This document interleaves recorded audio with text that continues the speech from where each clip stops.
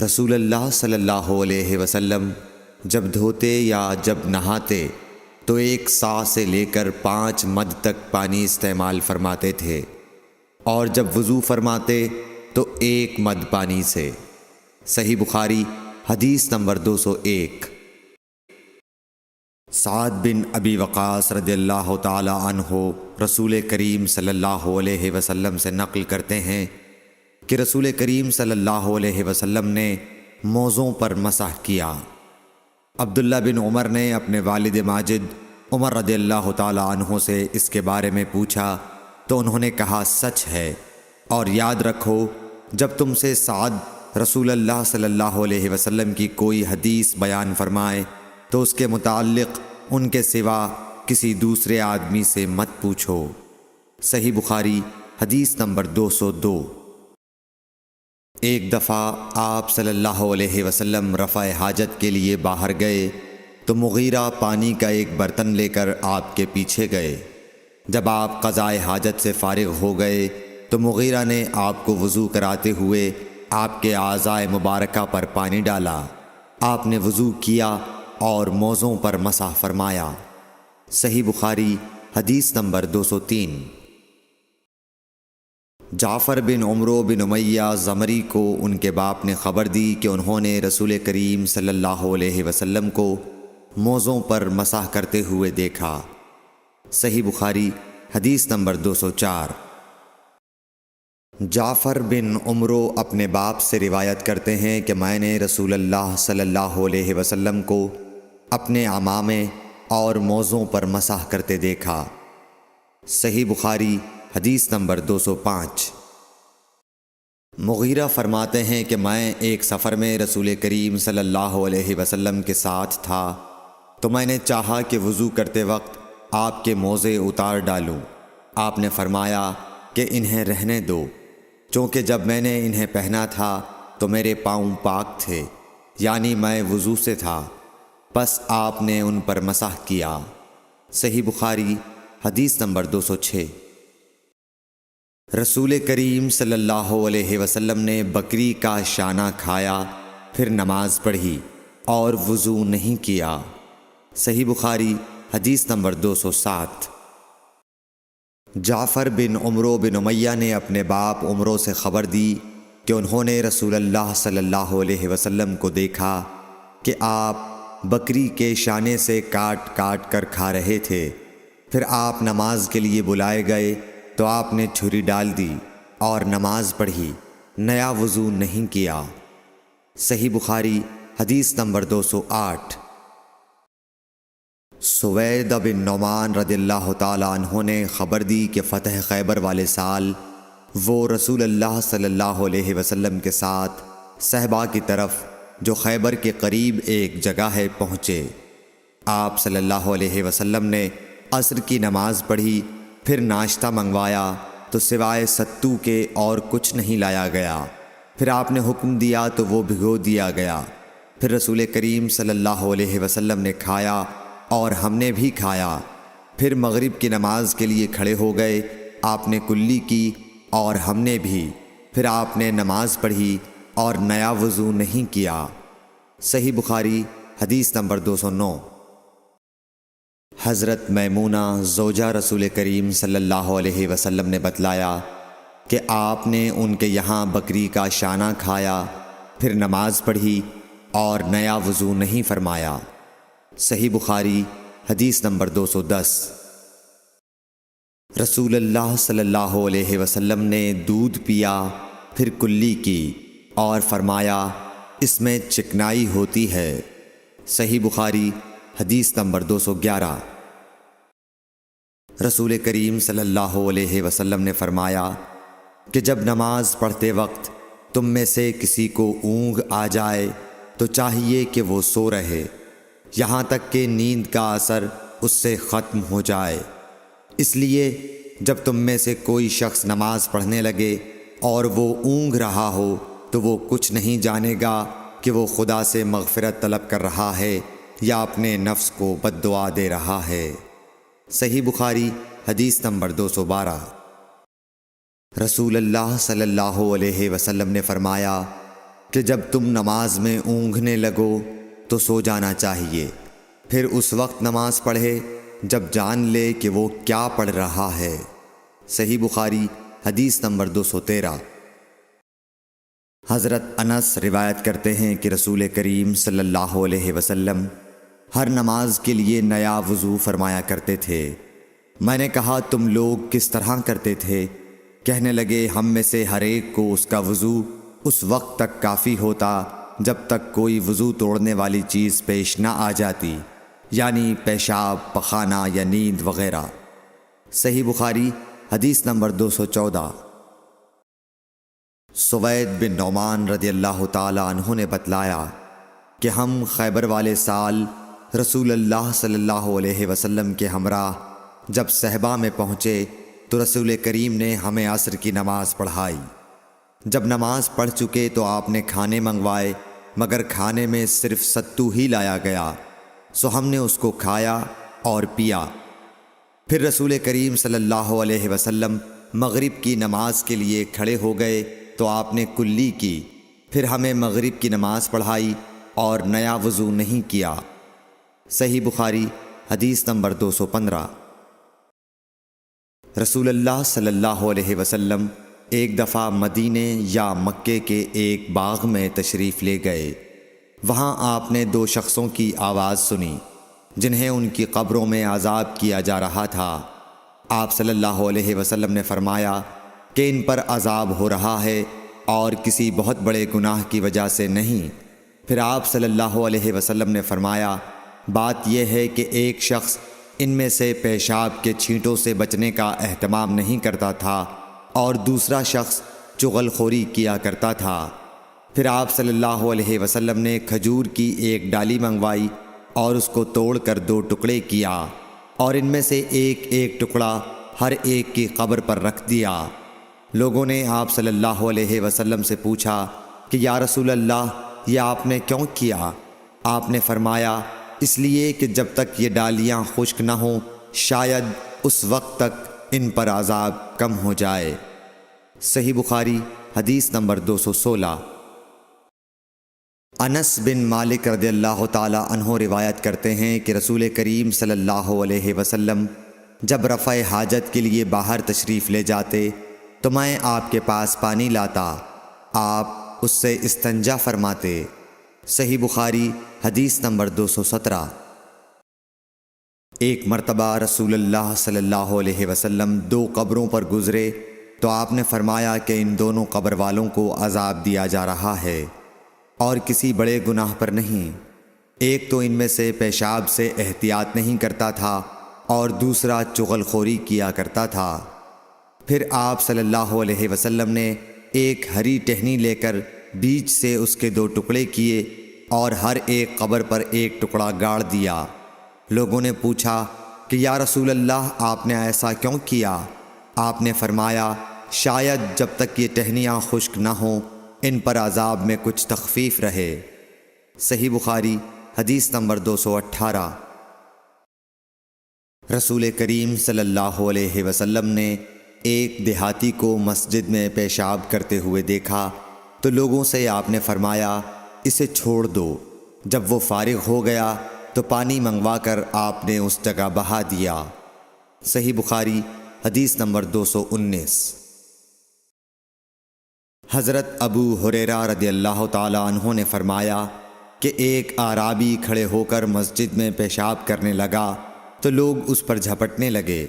یہ دیکھ کر رسول کریم صلی اللہ علیہ وسلم نے لوگوں سے فرمایا کہ اسے چھوڑ دو اور اس کے پیشاب پر پانی کا بھرا ہوا ڈول یا کچھ کم بھرا ہوا ڈول بہا دو، کیونکہ تم نرمی کے لیے بھیجے گئے ہو، سختی کے لیے نہیں۔ صحیح بخاری حدیث نمبر 220۔ ایک دیہاتی شخص آیا اور اس نے مسجد کے ایک کونے میں پیشاب کر دیا۔ لوگوں نے اس کو منع کیا تو رسول کریم صلی اللہ علیہ وسلم نے انہیں روک دیا۔ جب وہ پیشاب کر کے فارغ ہوا تو آپ نے اس کے پیشاب پر ایک ڈول پانی بہانے کا حکم دیا، چنانچہ بہا دیا گیا۔ صحیح بخاری حدیث نمبر 221۔ رسول کریم صلی اللہ علیہ وسلم کے پاس ایک بچہ لایا گیا۔ اس نے آپ کے کپڑے پر پیشاب کر دیا۔ آپ نے پانی منگایا اور اس پر بہا دیا۔ صحیح بخاری حدیث نمبر 222۔ ام قیس بنت محسن نامی ایک خاتون رسول کریم صلی اللہ علیہ وسلم کی خدمت اقدس میں اپنا چھوٹا بچہ لے کر آئیں، جو کھانا نہیں کھاتا تھا، یعنی شیر خوار تھا۔ رسول کریم صلی اللہ علیہ وسلم نے اسے اپنی گود میں بٹھا لیا۔ اس بچے نے آپ کے کپڑے پر پیشاب کر دیا۔ آپ صلی اللہ علیہ وسلم نے پانی منگا کر کپڑے پر چھڑک دیا اور اسے نہیں دھویا۔ صحیح بخاری حدیث نمبر 223۔ حذیفہ رضی اللہ تعالی عنہ روایت کرتے ہیں کہ نبی کریم صلی اللہ علیہ وسلم کسی قوم کی کوڑی پر تشریف لائے، بس آپ صلی اللہ علیہ وسلم نے وہاں کھڑے ہو کر پیشاب کیا، پھر پانی منگایا۔ میں آپ صلی اللہ علیہ وسلم کے پاس پانی لے کر آیا تو آپ نے وضو فرمایا۔ صحیح بخاری حدیث نمبر 224۔ حذیفہ رضی اللہ تعالیٰ عنہ کہتے ہیں کہ ایک مرتبہ میں اور رسول کریم صلی اللہ علیہ وسلم جا رہے تھے کہ ایک قوم کی کوڑی پر جو ایک دیوار کے پیچھے تھی پہنچے، تو آپ اس طرح کھڑے ہو گئے جس طرح ہم تم میں سے کوئی شخص کھڑا ہوتا ہے۔ پھر آپ نے پیشاب کیا اور میں ایک طرف ہٹ گیا۔ تب آپ نے مجھے اشارہ کیا تو میں آپ کے پاس پردے کی غرض سے آپ کی ایڑیوں کے قریب کھڑا ہو گیا، یہاں تک کہ آپ پیشاب سے فارغ ہو گئے۔ بوقت ضرورت ایسا بھی کیا جا سکتا ہے۔ صحیح بخاری حدیث نمبر 225۔ ابو موسیٰ اشعری پیشاب کے بارے میں سختی سے کام لیتے تھے اور کہتے تھے کہ بنی اسرائیل میں جب کسی کے کپڑے کو پیشاب لگ جاتا تو اسے کاٹ ڈالتے۔ ابو حذیفہ کہتے ہیں کہ کاش وہ اپنے اس تشدد سے رک جاتے، کیونکہ رسول اللہ صلی اللہ علیہ وسلم کسی قوم کی کوڑی پر تشریف لائے اور آپ نے وہاں کھڑے ہو کر پیشاب کیا۔ صحیح بخاری حدیث نمبر 226۔ ایک عورت نے رسول کریم صلی اللہ علیہ وسلم کی خدمت میں حاضر ہو کر عرض کی، حضور فرمائیے ہم میں سے کسی عورت کو کپڑے میں حیض آ جائے تو وہ کیا کرے؟ آپ نے فرمایا کہ پہلے اسے کھرچے، پھر پانی سے رگڑے اور پانی سے دھو ڈالے اور اسی کپڑے میں نماز پڑھ لے۔ صحیح بخاری حدیث نمبر 227۔ ابو حبیش کی بیٹی فاطمہ رسول اللہ صلی اللہ علیہ وسلم کی خدمت میں حاضر ہوئی اور اس نے کہا کہ میں ایک ایسی عورت ہوں جسے استحاضہ کی بیماری ہے، اس لیے میں پاک نہیں رہتی، تو کیا میں نماز چھوڑ دوں؟ آپ نے فرمایا نہیں، یہ ایک رگ کا خون ہے، حیض نہیں ہے، تو جب تجھے حیض آئے تو نماز چھوڑ دے، اور جب یہ دن گزر جائیں تو اپنے بدن اور کپڑے سے خون کو دھو ڈال، پھر نماز پڑھ۔ ہشام کہتے ہیں کہ میرے باپ عروہ نے کہا کہ حضور نے یہ بھی فرمایا کہ پھر ہر نماز کے لیے وضو کر، یہاں تک کہ وہی حیض کا وقت پھر آ جائے۔ صحیح بخاری حدیث نمبر 228۔ حضرت عائشہ رضی اللہ تعالی عنہا فرماتی ہیں کہ میں رسول کریم صلی اللہ علیہ وسلم کے کپڑے سے جنابت کو دھوتی تھی، پھر اس کو پہن کر آپ نماز کے لیے تشریف لے جاتے اور پانی کے دھبے آپ کے کپڑے میں ہوتے تھے۔ صحیح بخاری حدیث نمبر 229۔ حضرت عائشہ رضی اللہ تعالی عنہا سے اس منی کے بارے میں پوچھا گیا جو کپڑے کو لگ جائے، تو انہوں نے فرمایا کہ میں منی کو رسول کریم صلی اللہ علیہ وسلم کے کپڑے سے دھو ڈالتی تھی، پھر آپ نماز کے لیے باہر تشریف لے جاتے اور دھونے کا نشان یعنی پانی کے دھبے آپ کے کپڑے میں باقی ہوتے۔ صحیح بخاری حدیث نمبر 230۔ حضرت عائشہ رضی اللہ تعالی عنہا نے فرمایا کہ میں رسول کریم صلی اللہ علیہ وسلم کے کپڑے سے منی کو دھو ڈالتی تھی، پھر آپ نماز کے لیے باہر نکلتے اور دھونے کا نشان یعنی پانی کے دھبے کپڑے میں ہوتے۔ صحیح بخاری حدیث نمبر 231۔ حضرت عائشہ رضی اللہ تعالی عنہا رسول کریم صلی اللہ علیہ وسلم کے کپڑے سے منی کو دھو ڈالتی تھیں۔ وہ فرماتی ہیں کہ پھر کبھی میں ایک دھبہ یا کئی دھبے دیکھتی تھی۔ صحیح بخاری حدیث نمبر 232۔ کچھ لوگ اوقل یا اورینا قبیلوں کے مدینے میں آئے اور بیمار ہو گئے۔ رسول اللہ صلی اللہ علیہ وسلم نے انہیں لقاح میں جانے کا حکم دیا اور فرمایا کہ وہاں اونٹوں کا دودھ اور پیشاب پئیں۔ چنانچہ وہ لقاح چلے گئے، اور جب اچھے ہو گئے تو رسول کریم صلی اللہ علیہ وسلم کے چرواہے کو قتل کر کے وہ جانوروں کو ہانک کر لے گئے۔ الصبح رسول کریم صلی اللہ علیہ وسلم کے پاس اس واقعے کی خبر آئی تو آپ نے ان کے پیچھے آدمی دوڑائے۔ دن چڑھے وہ حضور صلی اللہ علیہ وسلم کی خدمت میں پکڑ کر لائے گئے۔ آپ کے حکم کے مطابق ان کے ہاتھ پاؤں کاٹ دیے گئے اور آنکھوں میں گرم سلاخیں پھیر دی گئیں اور مدینے کی پتھریلی زمین میں ڈال دیے گئے۔ پیاس کی شدت سے وہ پانی مانگتے تھے مگر انہیں پانی نہیں دیا جاتا تھا۔ ابو قلابہ نے ان کے جرم کی سنگینی ظاہر کرتے ہوئے کہا کہ ان لوگوں نے چوری کی اور چرواہوں کو قتل کیا اور آخر ایمان سے پھر گئے اور اللہ اور اس کے رسول سے جنگ کی۔ صحیح بخاری حدیث نمبر 233۔ رسول اللہ صلی اللہ علیہ وسلم مسجد کی تعمیر سے پہلے نماز بکریوں کے باڑے میں پڑھ لیا کرتے تھے۔ صحیح بخاری حدیث نمبر 234۔ رسول کریم صلی اللہ علیہ وسلم سے چوہے کے بارے میں پوچھا گیا جو گھی میں گر گیا تھا۔ فرمایا اس کو نکال دو اور اس کے آس پاس کے گھی کو نکال پھینکو اور اپنا باقی گھی استعمال کرو۔ صحیح بخاری حدیث نمبر 235۔ رسول کریم صلی اللہ علیہ وسلم سے چوہے کے بارے میں دریافت کیا گیا جو گھی میں گر گیا تھا۔ آپ نے فرمایا کہ اس چوہے کو اور اس کے آس پاس کے گھی کو نکال کر پھینک دو۔ صحیح بخاری حدیث نمبر 236۔ رسول اللہ صلی اللہ علیہ وسلم نے فرمایا ہر زخم جو اللہ کی راہ میں مسلمان کو لگے وہ قیامت کے دن اسی حالت میں ہوگا جس طرح وہ لگا تھا۔ اس میں سے خون بہتا ہوگا جس کا رنگ تو خون سا ہوگا اور خوشبو مشک کی سی ہوگی۔ صحیح بخاری حدیث نمبر 237۔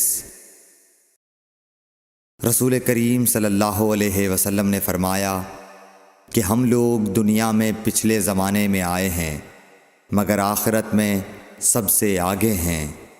صحیح بخاری حدیث نمبر 238۔ رسول اللہ صلی اللہ علیہ وسلم نے فرمایا کہ تم میں سے کوئی ٹھہرے ہوئے پانی میں جو جاری نہ ہو پیشاب نہ کرے پھر اسی میں غسل کرنے لگے، یعنی یہ ادب اور نظافت کے خلاف ہے کہ اسی پانی میں پیشاب کرنا اور پھر اسی سے غسل کرنا۔ صحیح بخاری حدیث نمبر 239۔ ایک دفعہ رسول کریم صلی اللہ علیہ وسلم کعبہ شریف میں سجدے میں تھے۔ ایک دوسری سند سے رسول اللہ صلی اللہ علیہ وسلم کعبے کے نزدیک نماز پڑھ رہے تھے اور ابو جہل اور اس کے ساتھی بھی وہیں بیٹھے ہوئے تھے، تو ان میں سے ایک نے دوسرے سے کہا کہ تم میں سے کوئی شخص ہے جو قبیلے کی جو اونٹنی ذبح ہوئی ہے اس کی اوجڑی اٹھا لائے اور لا کر جب محمد صلی اللہ علیہ وسلم سجدے میں جائیں تو ان کی پیٹھ پر رکھ دے۔ یہ سن کر ان میں سے ایک سب سے زیادہ بدبخت آدمی اٹھا اور وہ اوجڑی لے کر آیا اور دیکھتا رہا۔ جب آپ نے سجدہ کیا تو اس نے اس اوجڑی کو آپ کے دونوں کندھوں کے درمیان رکھ دیا۔ عبداللہ بن مسعود کہتے ہیں میں یہ سب کچھ دیکھ رہا تھا مگر کچھ نہ کر سکتا تھا، کاش اس وقت مجھے روکنے کی طاقت ہوتی۔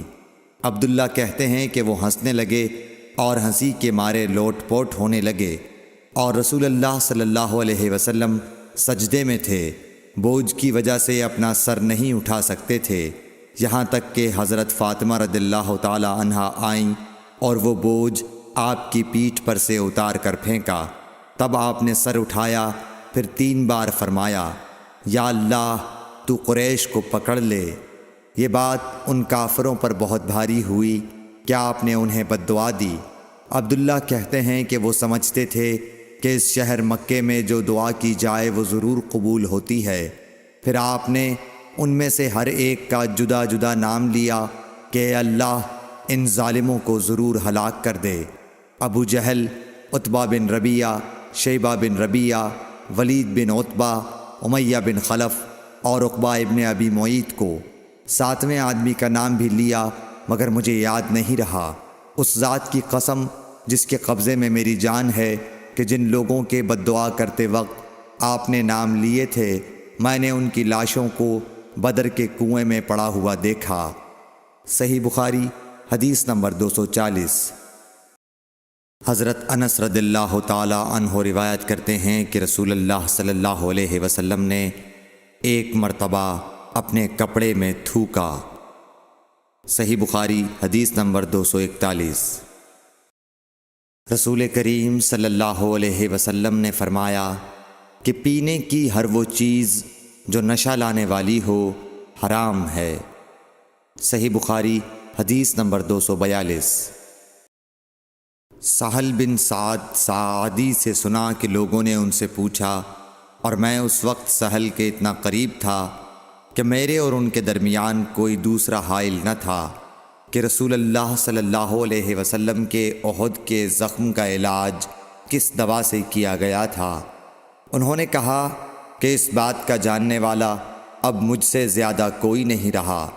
علی رضی اللہ تعالی عنہ اپنی ڈھال میں پانی لاتے اور حضرت فاطمہ رضی اللہ تعالی عنہا آپ کے منہ سے خون دھوتیں، پھر ایک بوریا کا ٹکڑا جلایا گیا اور آپ کے زخم میں بھر دیا گیا۔ صحیح بخاری حدیث نمبر 243۔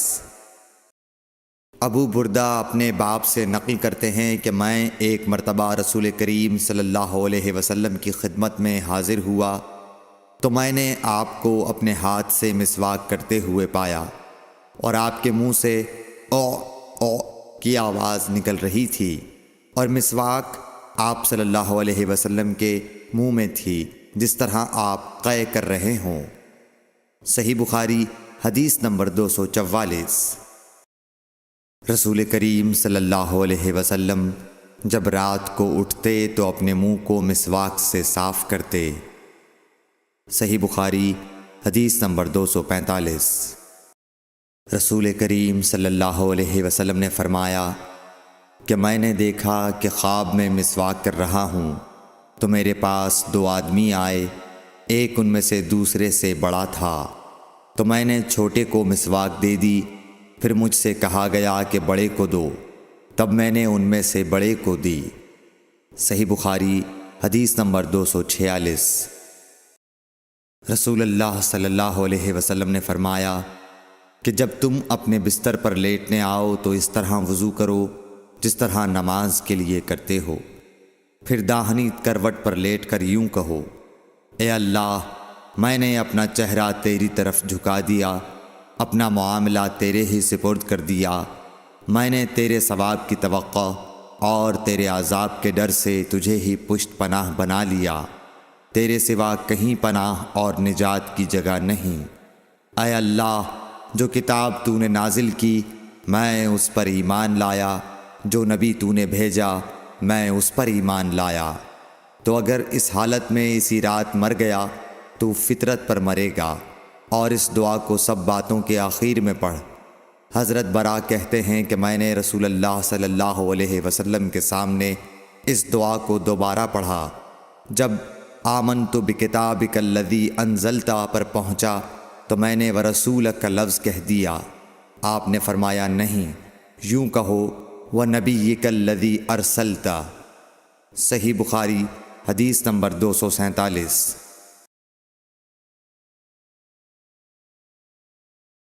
نبی کریم صلی اللہ علیہ وسلم جب غسل فرماتے تو آپ پہلے اپنے دونوں ہاتھ دھوتے، پھر اسی طرح وضو کرتے جیسا نماز کے لیے آپ وضو کیا کرتے تھے، پھر پانی میں اپنی انگلیاں داخل فرماتے اور ان سے بالوں کی جڑوں کا خلال کرتے، پھر اپنے ہاتھوں سے 3 چلو سر پر ڈالتے، پھر تمام بدن پر پانی بہا لیتے۔ صحیح بخاری حدیث نمبر 248۔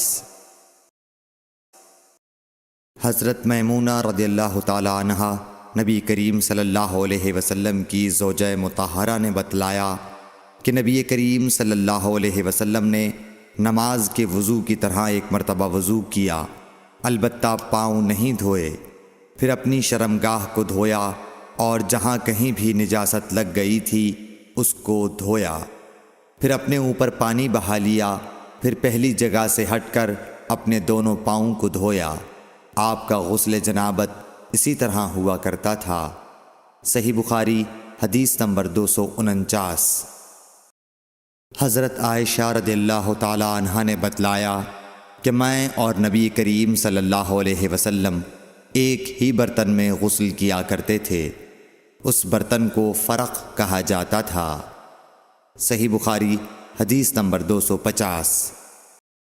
ابو سلمہ اور حضرت عائشہ رضی اللہ تعالی عنہا کے بھائی حضرت عائشہ رضی اللہ تعالی عنہا کی خدمت میں گئے۔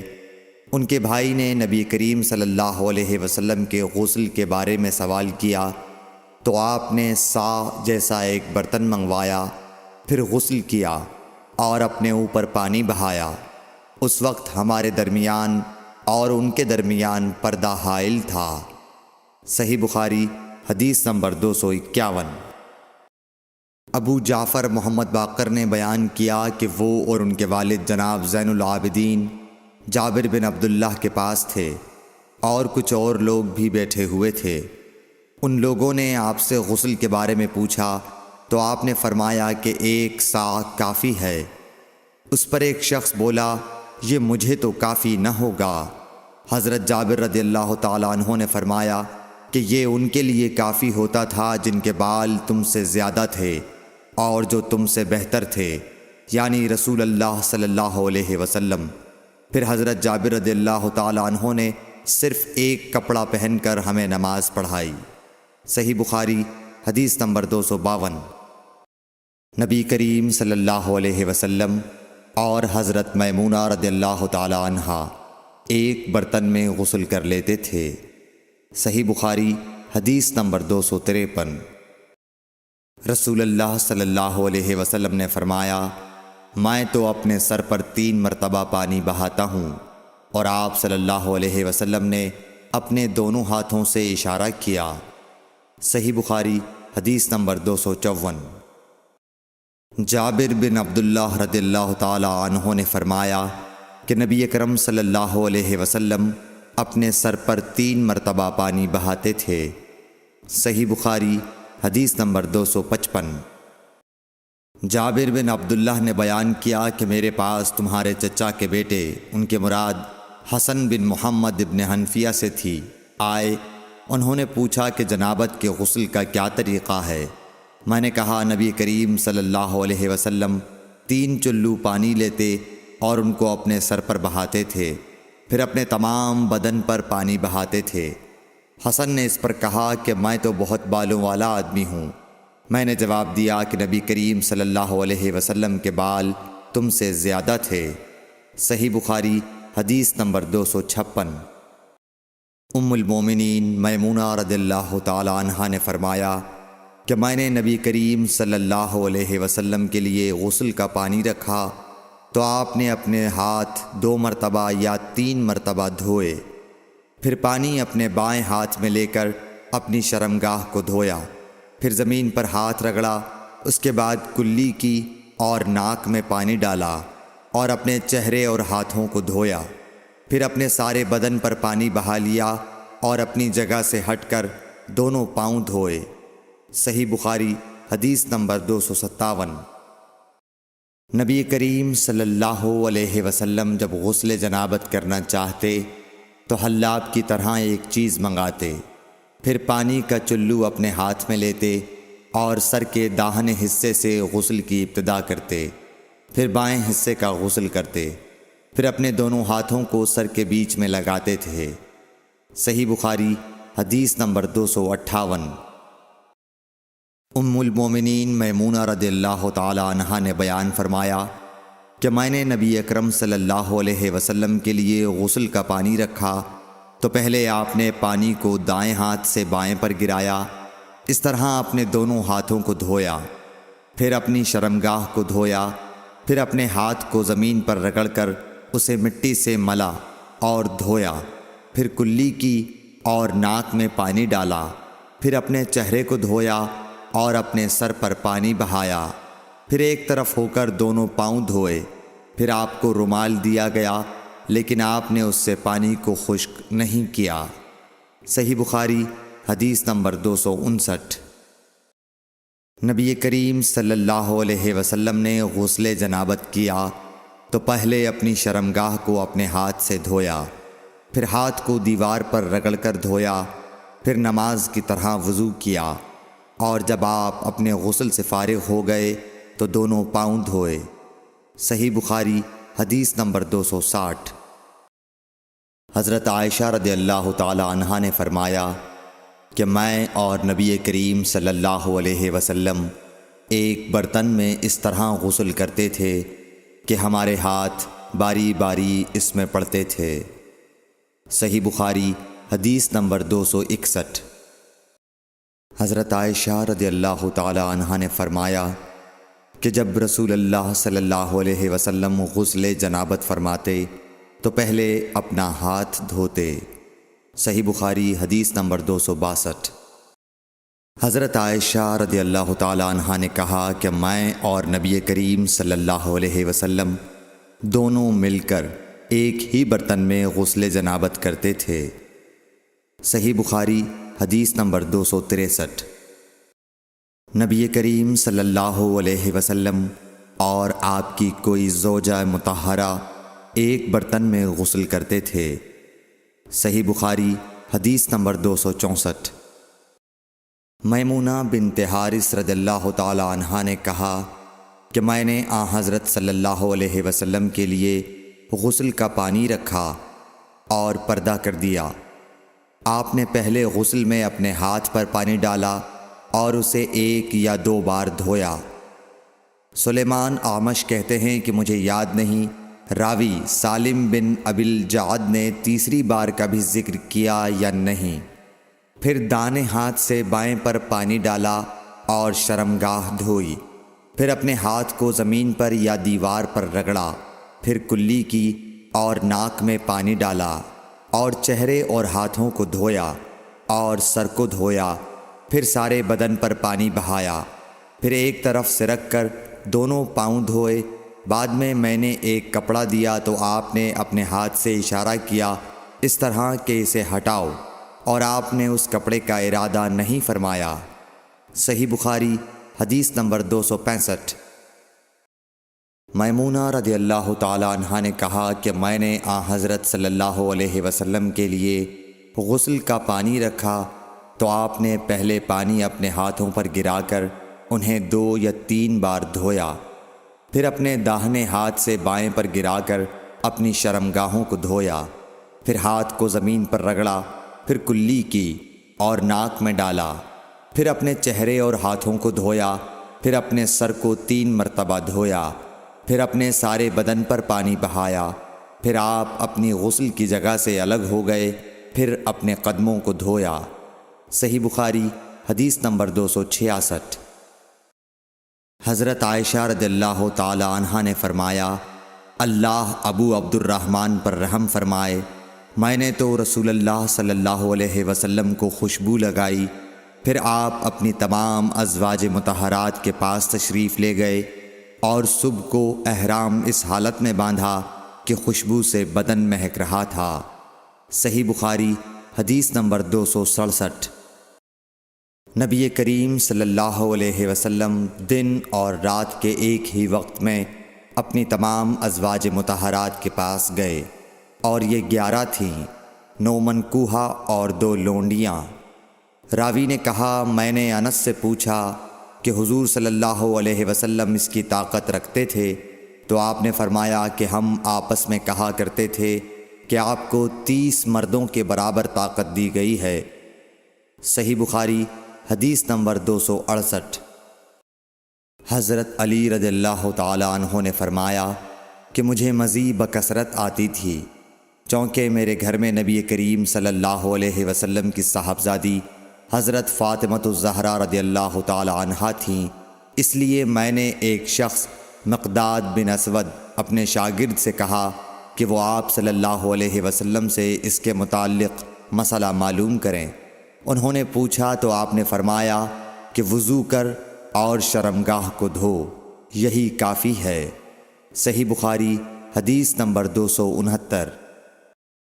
حضرت عائشہ رضی اللہ تعالی عنہ نے فرمایا میں نے خود نبی صلی اللہ علیہ وسلم کو خوشبو لگائی، پھر آپ اپنی تمام ازواج کے پاس گئے اور اس کے بعد احرام باندھا۔ صحیح بخاری حدیث نمبر 270۔ حضرت عائشہ رضی اللہ تعالی عنہا نے فرمایا گویا کہ میں حضرت صلی اللہ علیہ وسلم کی مانگ میں خوشبو کی چمک دیکھ رہی ہوں، اس حال میں کہ آپ احرام باندھے ہوئے ہیں۔ صحیح بخاری حدیث نمبر 271۔ ام المومنین حضرت عائشہ صدیقہ رضی اللہ عنہا نے فرمایا کہ رسول کریم صلی اللہ علیہ وسلم جنابت کا غسل کرتے تو پہلے اپنے ہاتھوں کو دھوتے اور نماز کی طرح وضو کرتے، پھر اپنے ہاتھوں سے اپنے بالوں کا خلال کرتے، اور جب یقین کر لیتے کہ جسم تر ہو گیا ہے تو 3 مرتبہ اس پر پانی بہاتے، پھر تمام بدن کا غسل کرتے۔ صحیح بخاری حدیث نمبر 272۔ حضرت عائشہ رضی اللہ تعالی عنہا نے فرمایا کہ میں اور رسول کریم صلی اللہ علیہ وسلم ایک برتن میں غسل کرتے تھے، ہم دونوں اس سے چلو بھر بھر کر پانی لیتے تھے۔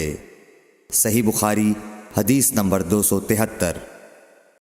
ام المومنین حضرت میمونہ رضی اللہ عنہا نے فرمایا کہ رسول اللہ صلی اللہ علیہ وسلم نے غسل جنابت کے لیے پانی رکھا، پھر آپ نے پہلے 2 یا 3 مرتبہ اپنے دائیں ہاتھ سے بائیں ہاتھ پر پانی ڈالا، پھر شرمگاہ دھوئی، پھر ہاتھ کو زمین پر یا دیوار پر 2 یا 3 بار رگڑا، پھر کلی کی اور ناک میں ڈالا اور اپنے چہرے اور بازوؤں کو دھویا، پھر سر پر پانی بہایا اور سارے بدن کا غسل کیا، پھر اپنی جگہ سے سرک کر پاؤں دھوئے۔ حضرت میمونہ رضی اللہ عنہا نے فرمایا کہ میں ایک کپڑا لائی تو آپ نے اسے نہیں لیا اور ہاتھوں ہی سے پانی جھاڑنے لگے۔ صحیح بخاری حدیث نمبر 274۔ حضرت ابو ہریرہ رضی اللہ تعالی عنہ سے روایت ہے کہ نماز کی تکبیر ہوئی اور صفیں برابر ہو گئیں، لوگ کھڑے تھے کہ رسول کریم صلی اللہ علیہ وسلم اپنے حجرے سے ہماری طرف تشریف لائے۔ جب آپ مصلی پر کھڑے ہو چکے تو یاد آیا کہ آپ جنبی ہیں، پس آپ نے ہم سے فرمایا کہ اپنی جگہ کھڑے رہو، اور آپ واپس چلے گئے۔ پھر آپ نے غسل کیا اور واپس ہماری طرف تشریف لائے تو سر سے پانی کے قطرے ٹپک رہے تھے۔ آپ نے نماز کے لیے تکبیر کہی اور ہم نے آپ کے ساتھ نماز ادا کی۔ صحیح بخاری حدیث نمبر 275۔ حضرت میمونہ رضی اللہ عنہا نے فرمایا کہ میں نے نبی صلی اللہ علیہ وسلم کے لیے غسل کا پانی رکھا اور ایک کپڑے سے پردہ کر دیا۔ پہلے آپ نے اپنے دونوں ہاتھوں پر پانی ڈالا اور انہیں دھویا، پھر اپنے داہنے ہاتھ سے بائیں ہاتھ میں پانی لیا اور شرمگاہ دھوئی، پھر ہاتھ کو زمین پر مارا اور دھویا، پھر کلی کی اور ناک میں پانی ڈالا اور چہرے اور بازو دھوئے، پھر سر پر پانی بہایا اور سارے بدن کا غسل کیا۔ اس کے بعد آپ مقام غسل سے ایک طرف ہو گئے، پھر دونوں پاؤں دھوئے۔ اس کے بعد میں نے آپ کو ایک کپڑا دینا چاہا تو آپ نے اسے نہیں لیا اور آپ ہاتھوں سے پانی جھاڑنے لگے۔ صحیح بخاری حدیث نمبر 276۔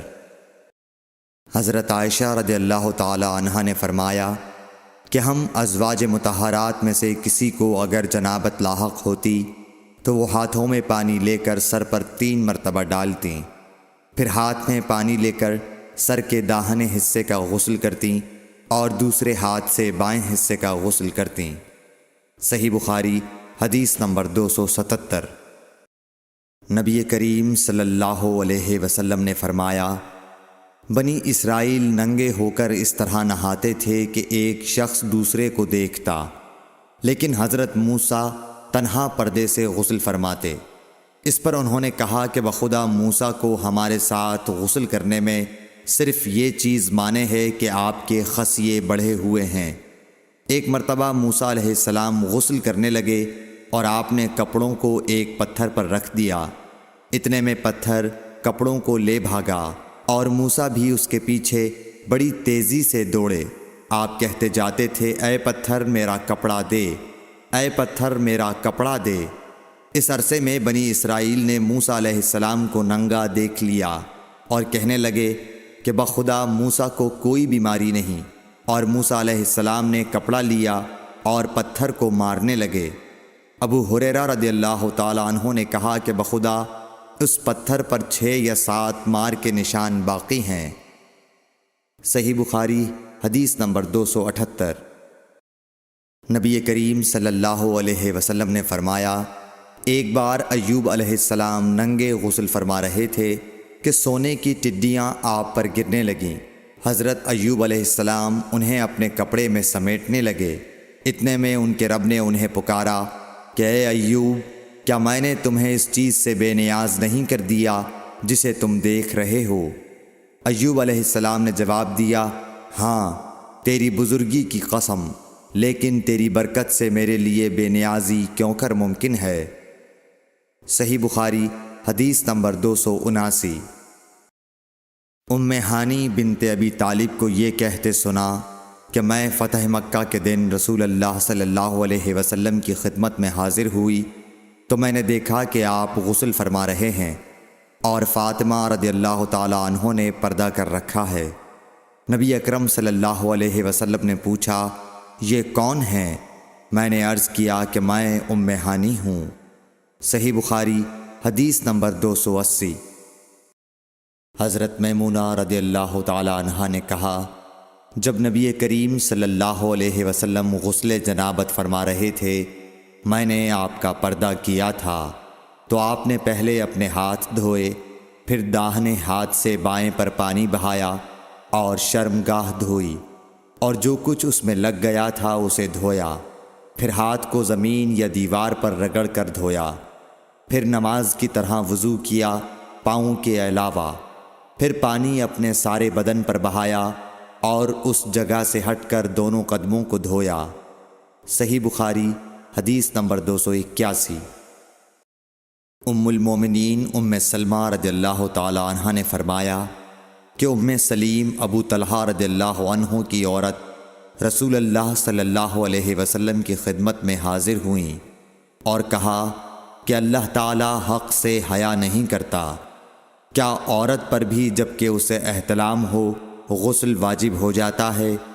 تو رسول اللہ صلی اللہ علیہ وسلم نے فرمایا، ہاں اگر اپنی منی کا پانی دیکھے تو اسے بھی غسل کرنا ہوگا۔ صحیح بخاری حدیث نمبر 282۔ مدینے کے کسی راستے پر نبی کریم صلی اللہ علیہ وسلم سے ابو ہریرہ رضی اللہ تعالی عنہ کی ملاقات ہوئی۔ اس وقت ابو ہریرہ جنابت کی حالت میں تھے۔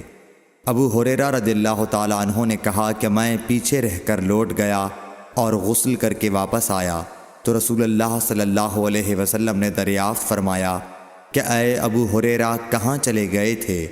انہوں نے جواب دیا کہ میں جنابت کی حالت میں تھا، اس لیے میں نے آپ کے ساتھ بغیر غسل کے بیٹھنا برا جانا۔ آپ صلی اللہ علیہ وسلم نے ارشاد فرمایا، سبحان اللہ، مومن ہرگز نجس نہیں ہو سکتا۔ صحیح بخاری حدیث نمبر 283۔ نبی صلی اللہ علیہ وسلم اپنی تمام ازواج کے پاس ایک ہی رات میں تشریف لے گئے۔ اس وقت آپ کے ازواج میں 9 بیویاں تھیں۔ صحیح بخاری حدیث نمبر 284۔ ابو ہریرہ رضی اللہ تعالی عنہ نے کہا کہ میری ملاقات رسول اللہ صلی اللہ علیہ وسلم سے ہوئی۔ اس وقت میں جنبی تھا، آپ نے میرا ہاتھ پکڑ لیا اور میں آپ کے ساتھ چلنے لگا۔ آخر آپ ایک جگہ بیٹھ گئے اور میں آہستہ سے اپنے گھر آیا اور غسل کر کے حاضر خدمت ہوا۔ آپ ابھی بیٹھے ہوئے تھے۔ آپ نے دریافت فرمایا، اے ابو ہریرہ، کہاں چلے گئے تھے؟ میں نے واقعہ بیان کیا تو آپ صلی اللہ علیہ وسلم نے فرمایا، سبحان اللہ، مومن تو نجس نہیں ہوتا۔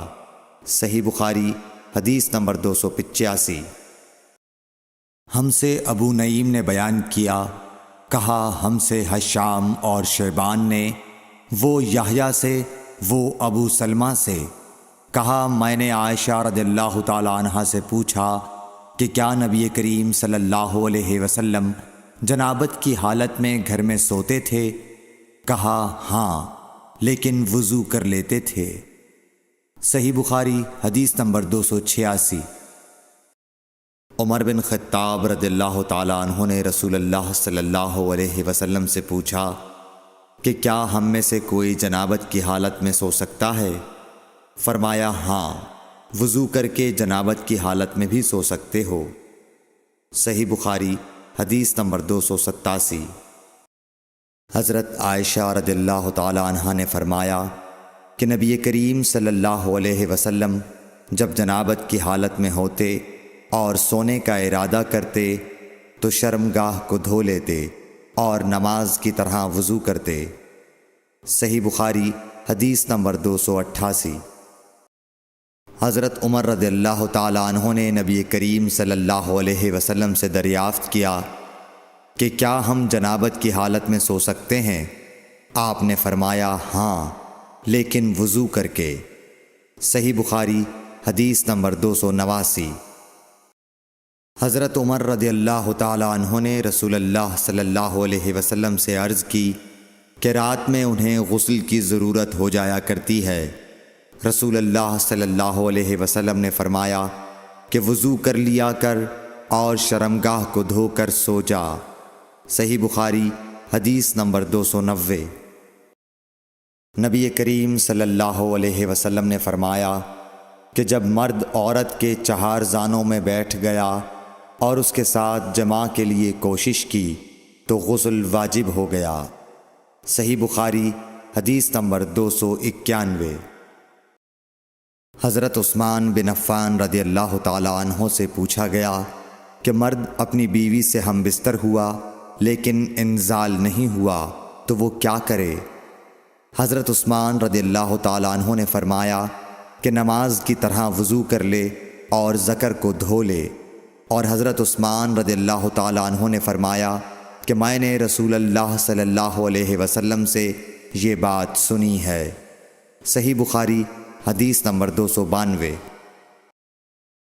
ابی بن کعب نے پوچھا، یا رسول اللہ صلی اللہ علیہ وسلم، جب مرد عورت سے جماع کرے اور انزال نہ ہو تو کیا کرے؟ آپ نے فرمایا، عورت سے جو کچھ اسے لگ گیا اسے دھو لے، پھر وضو کرے اور نماز پڑھے۔ صحیح بخاری حدیث نمبر 293۔ حضرت عائشہ رضی اللہ تعالی عنہ فرماتی ہیں کہ ہم حج کے ارادے سے نکلے۔ جب ہم مقام صرف میں پہنچے تو میں حائضہ ہو گئی اور اس رنج میں رونے لگی کہ رسول اللہ صلی اللہ علیہ وسلم تشریف لائے۔ آپ نے پوچھا، تمہیں کیا ہو گیا ہے؟ کیا حائضہ ہو گئی ہو؟ میں نے کہا ہاں۔ آپ نے فرمایا، یہ ایک ایسی چیز ہے جس کو اللہ تعالیٰ نے آدم کی بیٹیوں کے لیے لکھ دیا ہے، اس لیے تم بھی حج کے لیے افعال پورے کر لو، البتہ بیت اللہ کا طواف نہ کرنا۔ حضرت عائشہ رضی اللہ تعالی عنہا نے فرمایا کہ رسول اللہ صلی اللہ علیہ وسلم نے اپنی بیویوں کی طرف سے ایک گائے کی قربانی کی۔ صرف ایک مقام مکے سے 6-7 میل کے فاصلے پر ہے۔ صحیح بخاری حدیث نمبر 294۔ حضرت عائشہ رضی اللہ تعالی عنہا نے فرمایا، میں رسول اللہ صلی اللہ علیہ وسلم کے سر مبارک کو حائضہ ہونے کی حالت میں کنگھا کیا کرتی تھی۔ صحیح بخاری حدیث نمبر 295۔ حشام بن عروہ نے عروہ کے واسطے سے بتایا کہ ان سے سوال کیا گیا، کیا حائضہ بیوی میری خدمت کر سکتی ہے یا ناپاکی کی حالت میں عورت مجھ سے نزدیک ہو سکتی ہے؟ عروہ نے فرمایا میرے نزدیک تو اس میں کوئی حرج نہیں ہے، اس طرح کی عورتیں میری بھی خدمت کرتی ہیں اور اس میں کسی کے لیے بھی کوئی حرج نہیں، اس لیے کہ مجھے حضرت عائشہ رضی اللہ تعالی عنہا نے خبر دی کہ وہ رسول کریم صلی اللہ علیہ وسلم کو حائضہ ہونے کی حالت میں کنگھا کیا کرتی تھیں، اور رسول اللہ صلی اللہ علیہ وسلم اس وقت مسجد میں معتکف ہوتے، آپ اپنا سر مبارک قریب کر دیتے اور حضرت عائشہ رضی اللہ تعالی عنہا اپنے حجرے ہی سے کنگھا کر دیتیں حالانکہ وہ حائضہ ہوتیں۔ صحیح بخاری حدیث نمبر 296۔ حضرت عائشہ رضی اللہ تعالی عنہا نے بیان کیا کہ نبی کریم صلی اللہ علیہ وسلم میری گود میں سر رکھ کر قرآن مجید پڑھتے، حالانکہ میں اس وقت حیض والی ہوتی تھی۔ صحیح بخاری حدیث نمبر 297۔ ام سلمہ رضی اللہ تعالی عنہا نے کہا کہ میں نبی کریم صلی اللہ علیہ وسلم کے ساتھ ایک چادر میں لیٹی ہوئی تھی، اتنے میں مجھے حیض آ گیا، اس لیے میں آہستہ سے باہر نکل آئی اور اپنے حیض کے کپڑے پہن لیے۔ حضور صلی اللہ علیہ وسلم نے پوچھا کیا تمہیں نفاس آ گیا ہے؟ میں نے عرض کیا ہاں، پھر مجھے آپ نے بلا لیا اور میں چادر میں آپ کے ساتھ لیٹ گئی۔ صحیح بخاری حدیث نمبر 298۔ حضرت عائشہ رضی اللہ تعالی عنہا نے فرمایا میں اور نبی کریم صلی اللہ علیہ وسلم ایک ہی برتن میں غسل کرتے تھے حالانکہ دونوں جنبی ہوتے۔ صحیح بخاری حدیث نمبر 299۔ حضرت عائشہ رضی اللہ تعالی عنہا نے فرمایا کہ آپ مجھے حکم فرماتے، پس میں ازار باندھ لیتی، پھر آپ میرے ساتھ مباشرت کرتے، اس وقت میں حائضہ ہوتی۔ صحیح بخاری حدیث نمبر 300۔